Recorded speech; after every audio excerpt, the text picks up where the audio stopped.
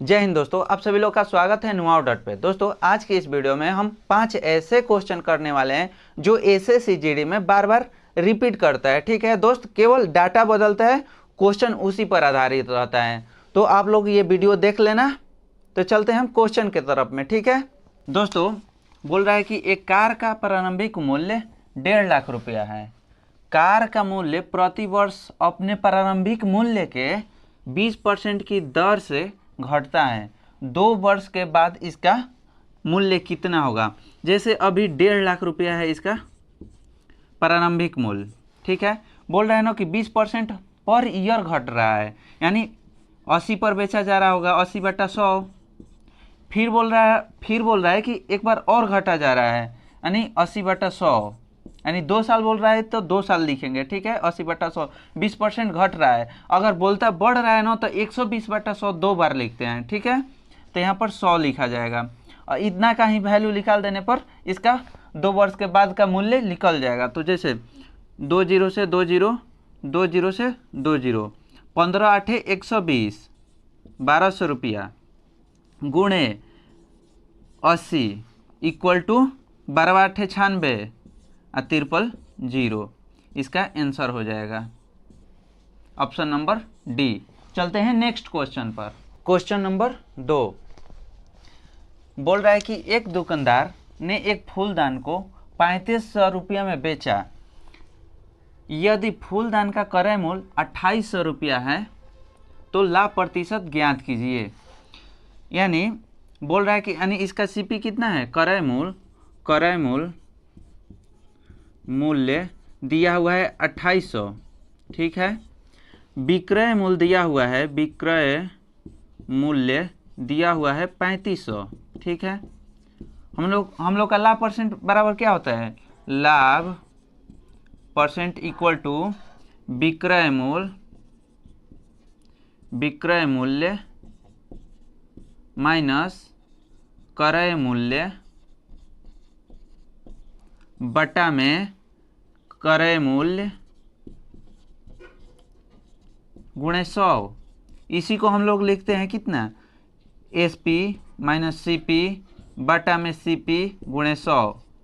अब इसको निकाल देना है तो कितना हो जाएगा? एसपी का वैल्यू इसको बोला जाता है दोस्तों एसपी, इसको बोला जाता है सीपी, क्रय मूल्य को सीपी, कॉस्ट प्राइस या सेलिंग प्राइस। ठीक है, तो हम लोग का सेलिंग प्राइस दिया हुआ है 3500 माइनस में कॉस्ट प्राइस दिया हुआ है 2800 बटा में कॉस्ट प्राइस है 2800 गुणे 100।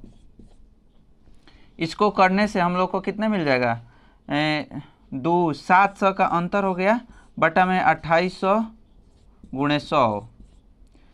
2 0 से 2 0 खत्म, 7 चौके 28 और यहाँ से 25% इसका आंसर हो जाएगा। ठीक है, इसका हो जाएगा answer A number. Question number 3 बोल रहा है कि ए बी से 40% कम कुशल है।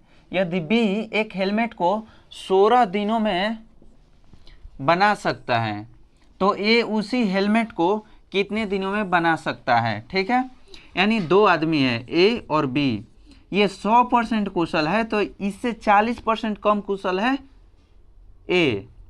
तो ये 100% है तो 40% घटाएंगे तो ये 60% हो जाएगा। ठीक है, इन दोनों का रेशियो ले लेना है, 0 से 0 खत्म, इधर 3 इधर 5। ठीक, रेशियो आ गया।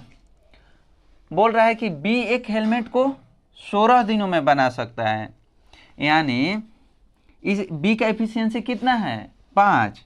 तो टोटल वर्क क्या हो जाएगा?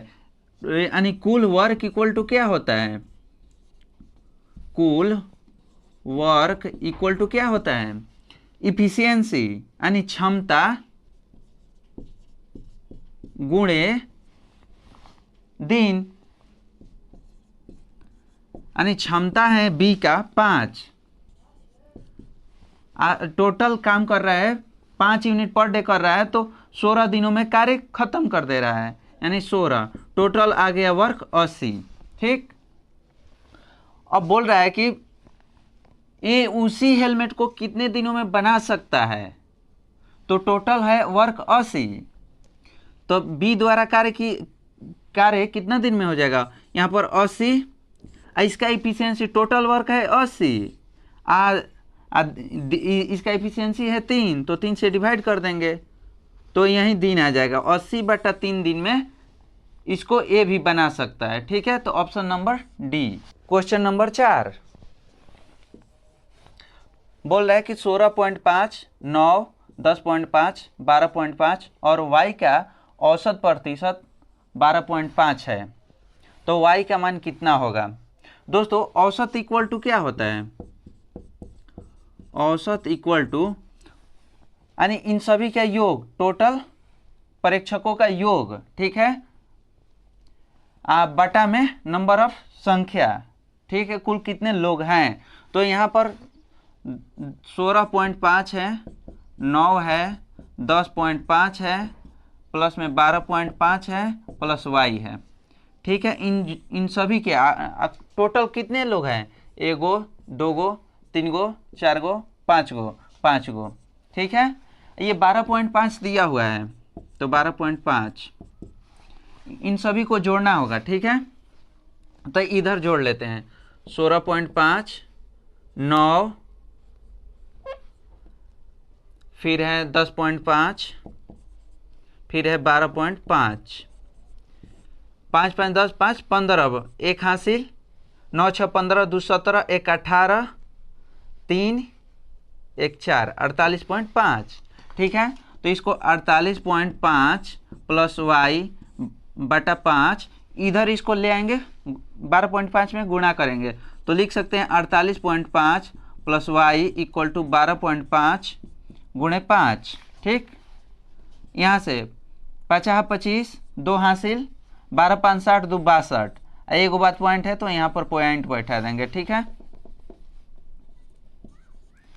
तो y इक्वल टू लिख सकते हैं 62.5 माइनस 48.5, इसमें से इसको घटाएंगे तो कितना, 5 से 5 खत्म, 0, यहाँ 12 वाले 8 जाएगा तो 4, यहाँ पर बचा कितना 5, तो यहाँ पर 1 लिख देंगे, यानी कितना आ गया आंसर 14।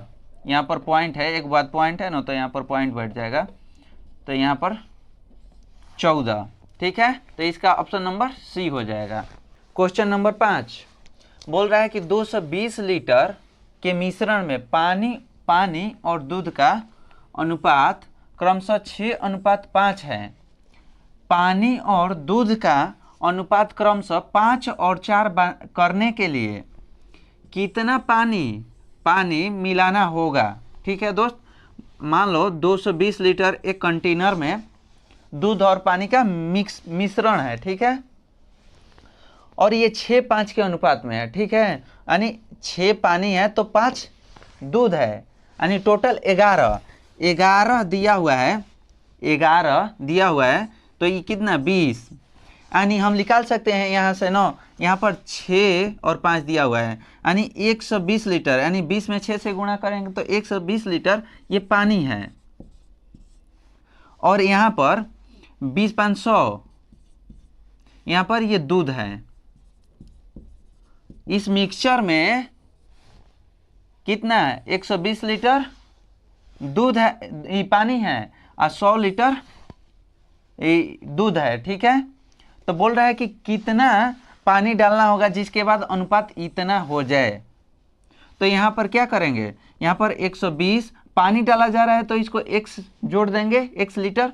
ठीक है, बटा 100 इक्वल टू यहाँ पर 5:4 लिख देंगे, यानी 5/4। ठीक, तिरछी मल्टीप्लाई करेंगे तो यहाँ पर बच्चों के 48, 480 प्लस में 4x इक्वल टू यहाँ पर 500 इक्वल टू यहाँ पर इतना आ जाएगा। 480 को उधर ले जाकर घटाएंगे, 4x इक्वल टू 480, 500 में ले 480 घट जाएगा तो कितना बच जाएगा, यानी 20।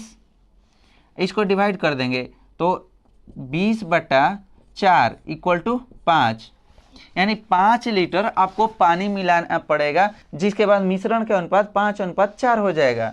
ठीक है, तो दोस्तों फिर मिलते हैं नेक्स्ट वीडियो में ऐसे ही इंपॉर्टेंट क्वेश्चन के साथ।